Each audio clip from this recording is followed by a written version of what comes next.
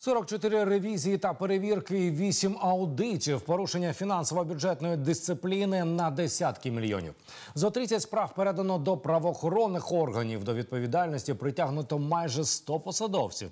Такі дані за 2020 рік наводить Держаудитслужба області. Пріоритетним напрямком роботи був моніторинг публічних закупівель. І тут також не обійшлося без порушень.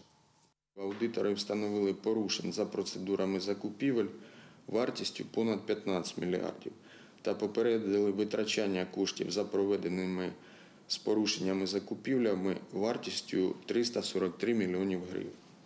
Зокрема, через виявлені порушення відмінено 57 торгів на суму майже 266 мільйонів гривень, розірвано 26 договорів на суму 77 мільйонів гривень.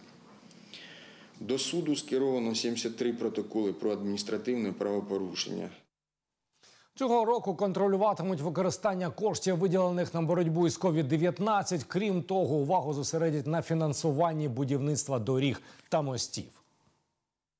Нами такі контрольні заходи розпочаті ще наприкінці минулого року.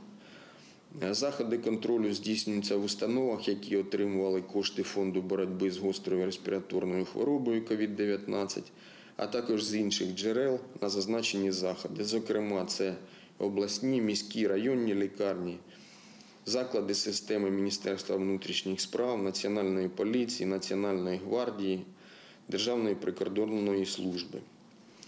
З лютого поточного року планується ревізія коштів дорожнього фонду з цього напрямку в службі автомобільних доріг у Запорізькій області, включаючи в тому числі наші славнозвісні запорізькі мости.